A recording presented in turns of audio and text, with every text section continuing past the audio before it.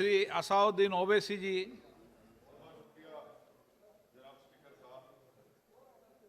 Sir, मैं इस bill की मुखालिफत में खड़ा हूं और इसलिए खड़ा हूं क्योंकि मेरा एक पार्टी का कंसिस्टेंट पोजीशन है कि जब इस हुकूमत ने दफ़ा 370 को अपनी ब्रूट मेजॉरिटी के ताकत की बुनियाद पर अनकॉन्स्टिट्यूशनल तरीके से उसको ख़त्म किया, मैंने उस वक्त कहा था कि कॉन्स्टिट्यूशनल ब्रीच है और मेरा ये कंटिन्यूस मौक़िफ़ है।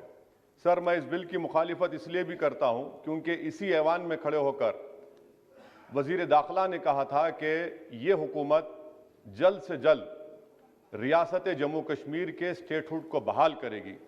आज आप उस अपने वादे से मुनहरिफ हो रहे हैं क्योंकि जब आप जम्मू कश्मीर केडर को एमगुट में मिला रहे हैं तो इससे आपकी नीयत का साफ इज़हार होता है कि आपने जो उस ऐवान को उस वक्त वादा किया था कि जम्मू कश्मीर की दोबारा रियासत को बहाल किया जाएगा, वो सच्चाई पर मुबनी नहीं था, वो सिर्फ महज अल्फाज थे या जुमले थे। तीसरी बात यह है कि सर, एक ऐसी रियासत जहां पर मुसलमान तनासुब में ज़्यादा हैं मगर पहले से अफसरशाही में उनका तनासुब बहुत कम था। मैं आपका आदाद शुमार आपके सामने रखता हूं सर। 24 सेक्रेटरी के पोस्ट हैं जिसमें से सिर्फ 5 कश्मीरी मुसलमान हैं। 58 IAS के पोस्ट में सिर्फ 12 मुसलमान हैं, यानी 17.24। 2011 की मरदमशुमारी के मुताबिक सर जम्मू कश्मीर में 68.31 मुसलमानों की आबादी है और 28% हमारे हिंदू भाइयों की आबादी है। मगर अगर आप देखेंगे टायर 2 में सर दूसरे दर्जे के 523 इंतजामी अफसरान, जिसे कश्मीरी एडमिनिस्ट्रेटिव ऑफिसर सर्विस कहते हैं, 220 यानी 523 में सिर्फ 220 यानी 42.6 कश्मीरी मुसलमान हैं। IPS में आ जाइए सर, 66 पोस्ट हैं जिसमें से सिर्फ 7 मुसलमान हैं। दूसरे दर्जे के अफसरान में 248 में 108 यानी 43.54% मुसलमान हैं। अब आप मुझे बताइए कि आप क्या करने जा रहे हैं। अच्छा सर, यहां पर यह कहा गया कि कश्मीर बड़ा बैकवर्ड है। कश्मीर का खित्ता बैकवर्ड नहीं है, ये आपकी गलतफहमी है और आपके जो दिमाग में जो फीड किया गया है वो नफरत की बुनियाद पर। सच्चाई यह है कि इस खित्ते में गुर्बत की सतह से नीचे का तनासुब 10.31 है और पूरे भारत में 21.92 है। मैं सरकार से जानना चाहता हूं कि आखिर आप कश्मीर की रियासत के स्टेटहुड को बहाल करेंगे, नहीं करेंगे।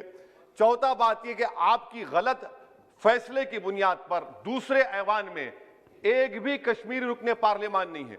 यह हमारे मुल्क की, भारत की तारीख में तीसरी मरतबा ऐसा हुआ है। मेरा चौथा सवाल हुकूमत से यह है कि हम ये कहते हैं, ये आपका मानना सही है कि हमारे मुल्क में बाहर के दीगर ममालिक को मदाखलत करने की कोई जरूरत नहीं है, मगर आप उनको लेकर गए ना। आप तो यूरोपियन पार्लियामेंट के लोगों को लेकर गए। अब तीसरी मरतबा आप यूरोप के सफीरों को 16 फरवरी को खबर है कि आप लेकर जा रहे हैं। आखिर ये FDI नहीं है, क्यों यूरोप के लोग कश्मीर जाएंगे? आप एक ऑल पार्टी मीटिंग लेकर जाइए ना डेलीगेशन को। आप यूरोप के डेलीगेशन को कश्मीर लेकर जा रहे हैं, क्या आप चाह रहे हैं मदाखलत करना? इसको इंटरनेशनलाइज आप कर रहे हैं। मैं वजीर दाखिला से पूछना चाहता हूं सर कि आखिर कितने बच्चे कश्मीर के आगरा की जेल में, बरेली की जेल में, अंबेडकर नगर की जेल में हैं? मैं आपको एग्जाम्पल दे रहा हूं, खत्म कर रहा हूं स्पीकर साहब, कि बिलाल अहमद एक कुपवारा का बच्चा है, अमर सिंह कॉलेज श्रीनगर का है, 1600 किलोमीटर दूर श्रीनगर से जेल में है। उसके वालिद ने 25,000 रुपये की अपनी गाय को बेचकर गया, हाईकोर्ट में गया, हाईकोर्ट ने फैसला दिया कि उस बच्चे को श्रीनगर ट्रांसफर करो, एग्जाम लिखाओ। आप उसको नहीं मानते। एक और फैयाज है बरेली के जेल में, इसको आपने बरेली के जेल में डाल दिया। उसके वालिद ने 35,000 रुपया का कर्जा लेकर गया।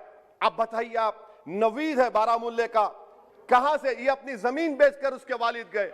आखिर कितने बच्चे PSA के तहत जेल में हैं? आप उनको कब छोड़ेंगे? और मैं ये बड़ी आखिर में आपसे कह रहा हूं स्पीकर साहब कि यहां पर जितनी नाम निहाद सेकुलर पार्टियों ने हुकूमत के इस इक़दाम की तायीद की, तैयार हो जाइए। ये हुकूमत जो करती है ना, ये दोबारा दोहराएगी और हम तारीख में देखेंगे कि खुदा ना खास्ता चेन्नई को, अहमदाबाद को, बेंगलुरु को, हैदराबाद को यूनियन टेरिटरी बनाएंगे ये लोग। ये कश्मीर में तो एक एग्जाम्पल बना दिए, यहां तक तजुर्बा किया गया। आज ये सब बैठकर थाली मार रहे हैं। जब लखनऊ UT बनेगा, जब बेंगलुरु यूटी बनेगा, जब मुंबई यूटी बनेगा, उस वक्त हाय हाय करेंगे।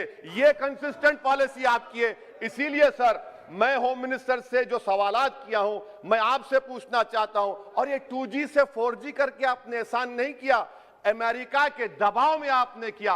ब्रैड शर्मन से भारत के सफीर ने मिला, अमेरिका ने स्टेटमेंट दिया और आपने 2 दिन में 4G को बहाल कर दिया। आप इस मसले को इंटरनेशनलाइज कर रहे हैं, ये गलत है और इससे कश्मीरी अवाम का डिसएम्पावरमेंट होगा, एलिनेशन बढ़ेगा। शुक्रिया सर।